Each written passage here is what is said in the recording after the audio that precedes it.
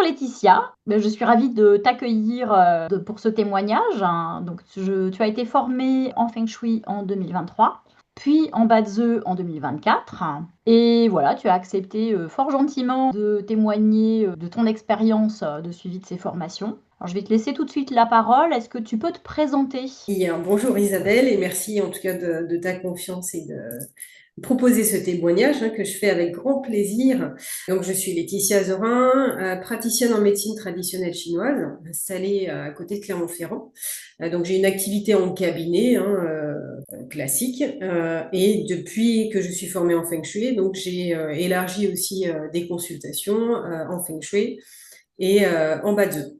Ok, et donc ça, donc c'est que tu pratiques, donc tu as effectivement des clients J'ai des clients. Alors, je qui me viennent à suis mis à toi. pratiquer assez rapidement. Après, c'est vrai que le temps de la formation aussi, c'est toujours l'occasion de discuter avec les clients et puis de voir un peu les personnes qui potentiellement pourraient être Hmm. intéressées. Donc, ça m'a permis assez vite d'avoir des prestations. Et j'ai une amie aussi en architecture d'intérieur avec qui je fais des projets communs. Donc, en fait, j'ai assez vite eu des missions et je dirais que pour les badeux, c'est quelque chose que j'intègre quasiment dans mon quotidien lors des Hmm. consultations, puisque c'est quand même un outil, moi, qui m'a permis de changer de niveau de maturité sur, en tout cas, ma thérapeutique, puisqu'avec avec ce regard et cette façon de décrypter, moi, en tout cas, ça m'a vraiment ouvert de différents champs de discussion, de questions aussi à poser pour la logique, en fait, de l'articulation des badeux. Et ça, moi, j'en suis très contente, déjà pour ma pratique professionnelle. Après, au-delà de ça, c'est aussi une maturité personnelle parce que je pense que ces formations, on les fait aussi avant tout pour éclairer son chemin personnel et après le proposer aux autres. En tout cas, c'est très pertinent pour moi et ça l'a été tout de suite derrière la formation. C'est quand même très satisfaisant parce que c'est pas toujours le cas quand on sort d'une formation où on a voilà, cette Hmm. praticité assez rapide en fait de l'outil. D'accord. Alors, je voulais te demander pour quelle raison tu avais voulu te former au Feng Shui et au Bazeu, mais je crois que tu viens de répondre en fait. Alors, est-ce que tu as autre chose à dire sur cette question de pour quelle raison Après, voilà. la raison, moi, c'est aussi pour aller dans la logique de ma formation actuelle, parce que je suis passionnée par la pensée traditionnelle chinoise et tous les outils qu'offre en tout cas la médecine traditionnelle chinoise. Et pour moi, ces deux arts ancestraux font Hmm. partie logique de développer ces piliers et viennent vraiment compléter l'approche que j'essaye en tout cas d'être la plus Hmm. holistique à travers cette pensée traditionnelle. Tu citais comme point fort de la formation ce côté mise en pratique tout de suite. Qu'est-ce que tu retiendrais en fait comme point fort, point clé en fait de la formation? Alors, il y en a plusieurs. Le premier, ma sensibilité à choisir les formations sur le respect, je dirais, le respect des outils les plus traditionnels en médecine traditionnelle chinoise, parce qu'il y a plein de choses, il y a des écoles plus modernes. Mais moi, j'ai toujours fait ce choix, en tout cas, d'essayer de respecter un maximum l'originel de ces outils. Et ça, en tout cas, tu le fais très bien. Et ça, moi, j'en suis vraiment c'est pour moi vraiment un vrai point fort. Et je dirais, pour aller plus loin, de respecter cette tradition, mais tout en ayant la sagesse et la subtilité d'aller Hmm. l'adapter à notre monde moderne avec un maximum d'humilité, parce que euh, ça c'est aussi un point fort, d'avoir cette humilité, de réussir à faire le pas de côté par rapport à tous ces outils qu'on peut avoir. Dans les points forts, alors je m'étais noté donc le côté pratico-pratique, donc ça c'est réel. Et puis après, je salue surtout ta générosité et ton professionnalisme qui est quand même fort agréable tout au long de la formation et même après, à travers les supervisions, les groupes et Hmm. même les sous-groupes qu'on s'auto-crée, puisque généralement, enfin là, on a un groupe WhatsApp avec les autres Ouais. étudiants, donc on se sent pas seul, lâché dans la nature, et tu as vraiment cette force d'impact de faire ton retour d'expérience et de Mmh. partager tout ça. Et ça, c'est hyper éclairant. Enfin, moi, je sais que dans cette approche pédagogique que tu as, au-delà de la qualité vraiment des contenus, et on sent beaucoup aussi ton expérience passée, je dirais, en qualité, Ouais. en assurance qualité, donc qui est un point commun aussi que j'ai dans mes expériences antérieures. Et c'est vrai que c'est hyper appréciable parce qu'on est à la fois guidé et puis on grandit au fur et à mesure dans le contenu. Ouais. Mm. Parce que quand tu parles de générosité, qu'est-ce que tu veux dire en fait? Comment tu décrirais ça? Alors, c'est le fait bah, tout au long des échanges, de ponctuer d'anecdotes, d'expériences que tu as eues Mmh. concrètes. Du coup, ça parle facilement.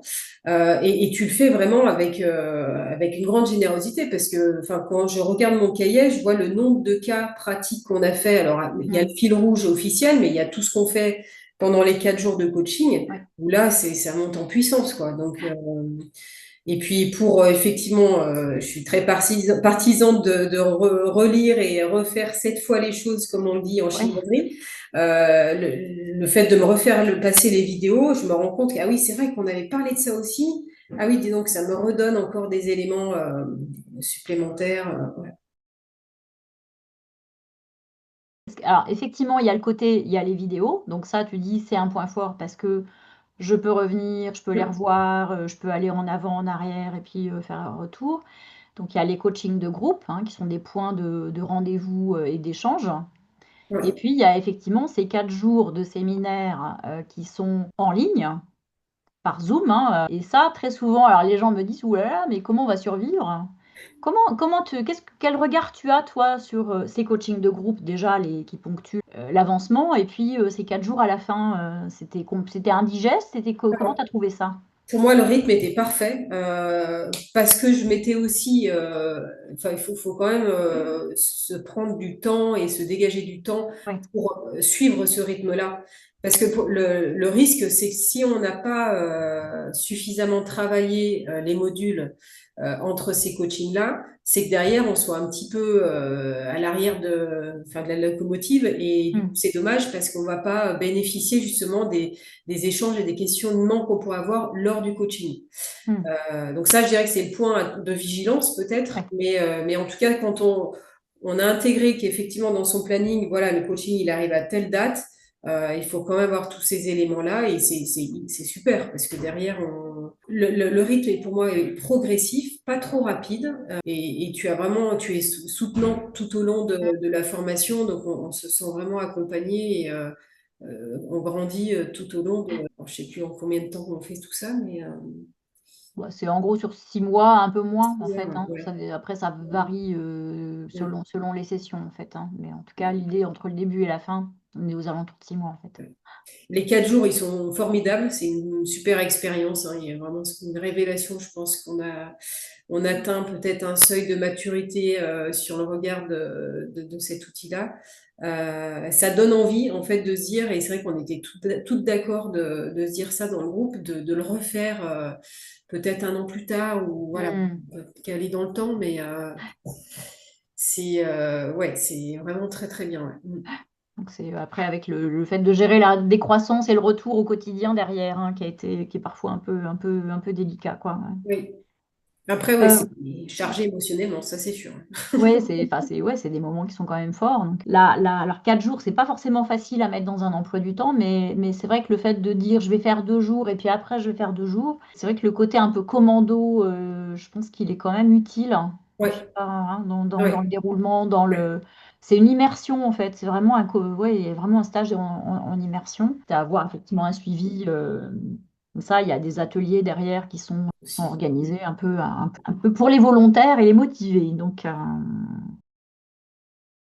Alors, moi, c'est vraiment une aide à l'ancrage. Alors, ça paraît peut-être un peu bateau de le dire comme ça, mais cette grille de lecture, elle permet En tout cas, quand on est face à des situations un peu compliquées, où le rythme est peut-être un peu bousculant, et bon, ça, on l'a tous, hein, avec Mm. l'effet d'actualité, mais ça peut être aussi la vie du cabinet. Bah, parfois, on est pris dans ce jeu-là. Le fait de se dire, tiens, je vais faire le pas de côté et je me remets en situation. Là, tu réagis, tu es comme ça par rapport à la société. Et donc, en fait, c'est un peu de l'auto-diagnostic, entre guillemets. Mm. Euh, c'est une façon assez rapide finalement d'aller peut-être trouver un peu quelle est la cause de qu'est-ce qui m'a déstabilisé à ce moment-là Mm. et de revenir après aux essentiels, hein, puisque l'outil sert à mieux se connaître. Donc après de se dire effectivement moi mon moteur il est comme ça. Donc si je veux un peu plus de ressources, bon bah, les postures de tu vas dans ton jardin, tu te mets pieds nus dans l'herbe et tu vas respirer des grands bols d'air sous des arbres. Bon, même si on sait en fait tout ça, quelque part, on sent vibrer les choses, oui, on le sait, mais l'outil, en tout cas, moi, m'a permis peut-être d'éviter de trop dériver. Voilà. Ouais, c'est ça. Ouais. À un moment, tu apprends un peu les manettes qui te Ouais. permettent d'affiner un petit peu tes propres postures. De reprendre plus souvent cette boussole, en fait. Hein. Ouais.